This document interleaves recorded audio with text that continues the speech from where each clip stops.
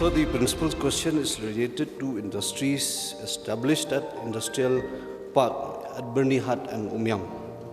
So I would like to bring to the notice of this House that there are many veneer mills that are operating within these areas.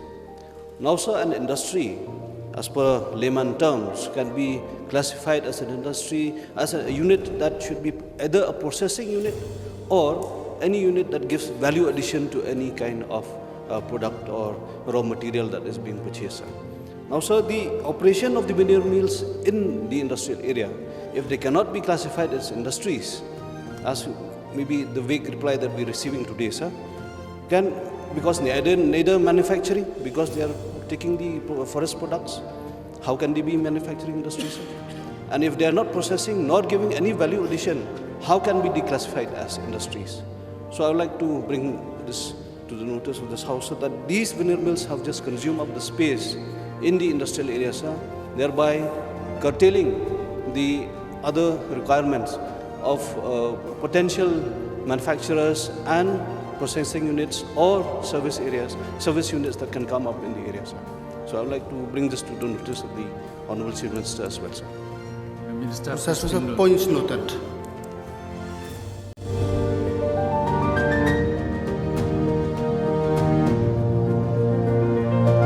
Honourable Speaker, sir, I would like to know from the Honourable Minister as to what is the quantity of water drawn by the Umiam cantonment from the Umiam reservoir, sir, on a daily basis. Sir, it's a new question. it's a new question, sir. Yes, sir. Sir, since it is directly related to the life storage of the dam, sir, I think this needs to be monitored, sir, by the department, because the population in Umroi cantonment has grown up, sir, over the years, and it has grown to an extent that I think the current population may be around 7,000 to 8,000 number of people around the Umroi cantonment, and is drawing water from the Umiam reservoir, sir, directly affecting the life storage of the dam, and also would definitely affect the power generation, sir. So I would like to request the Honourable Minister, sir, to kindly have a check on this, because it seems as of now there is no mechanism to monitor the water that is being drawn from the life storage to feed the Umiam cantonment, sir. So the honourable members' concerns are duly noted, sir. Thank you.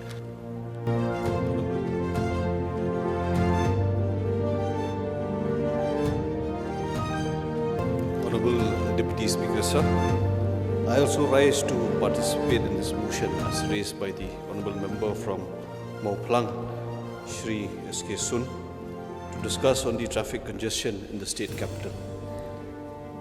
So when we talk about traffic congestion, sir, the government has in the right approach talked about roads, talked about parking spaces, and various other efforts have been taken throughout the years to ease the congestion of traffic and the unprecedented rise of vehicles in the state capital.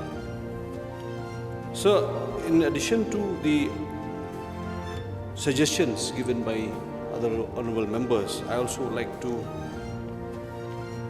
contribute in terms of various aspects that need to be examined and maybe thought upon by the government, sir. So the Honourable Chief Minister had already informed the House that they are constituting a committee to look into this matter. And also, sir, I'd like to suggest maybe the Honourable Chief Minister may also like to call upon the honourable members, respective MLAs from the various constituencies in Shillong City as well as its suburbs, so that we will have a unified approach in this effort to ease the congestion in the state capital. So I have also made various suggestions in various submissions in this August House of creating more roads that will approach the state capital, and I think the government must have taken some effort to examine the matter. So there is one stretch of road, sir, from Umroi Junction to Rhino Junction, sir. This road has been ignored for some time because there's a lot of land that is still available, and it seems there is some contest between the state government and the defense authorities over the space that lies between this particular stretch. So if, according to me and my observations, if we can examine this particular stretch, it will help not only to create more parking bays within the Kandailat junction or the Police Bazaar junction and that other area, and also so we can relocate the hawkers that are now operating in the Kandailat junction, which is also one of the main reason for congesting the Kandailat junction. And that point is like a navel that affects not only the DC office junction, the Secretariat junction, and also the Barabazar junction, and that flows on to the national highways. So there are several garages that are not only an eyesore at this point, but then these garages can be shifted, sir, and they can be given some space in the industrial estate that lies there in Maulai. So since it is government property, they can definitely be relocated, and that particular area can be used for various other purposes like parking bays and hawker points. So another problem that we are seeing, sir, in the state capital is the defense land that is being occupied by the defense authorities, sometimes not used, sometimes just, they have constructed walls and other boundary walls that have perhaps encroached on government land as well, sir. I would like to share my experience, sir, with the Umroi airport. The Umroi airport adjoins the defense authority land there in Umroi cantonment.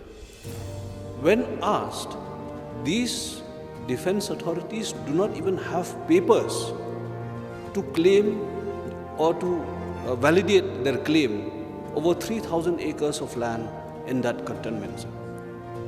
There, perhaps this is also another, sir, maybe the similar case may arise with the defense authorities that are in the state capital.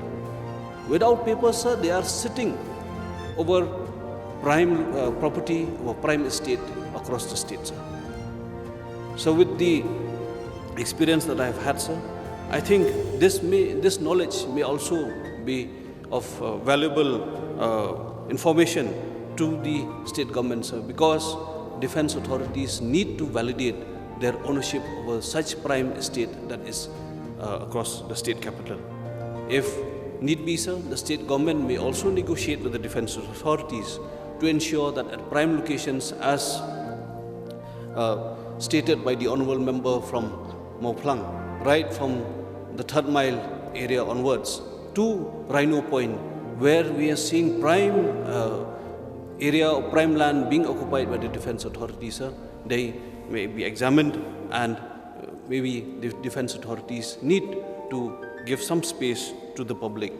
So I would also like to bring to the notice of this house that our very own JNM URM drivers, their experience, sometimes they are very good driving, and as they are registered vehicles, they feel that they are vehicles, and this has caused a lot of problem for people.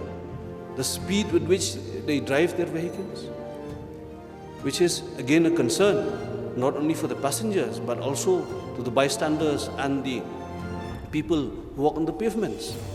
They can stand or stop their vehicles at any point they want. If you just yesterday, sir, I was there in Kandailat Junction. I was really aghast at the way these drivers of GNM, URM buses were behaving. So this is a daily affair, and it adds to the agony of the traffic congestion in the city, sir.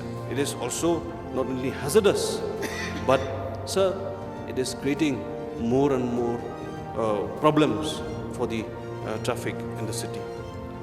So therefore, sir, I would like to appeal to the departments concerned, Transport and Urban Affairs, that the GNM, URM drivers need to be sensitized.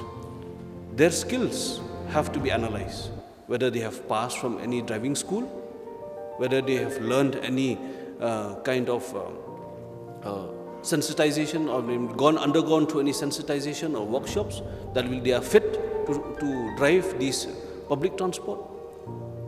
So everything adds up to the traffic woes of the city, and with time, sir, the city will only grow. The number of vehicles will only increase. It is time, sir, that we need to again have a collaborative effort of both the Treasury and the opposition, all members concerned, to undertake this very enormous task of decongesting the city, as well as ensure that we have safe passage and smooth traffic for our citizens. With these few words, sir, I resume my seat.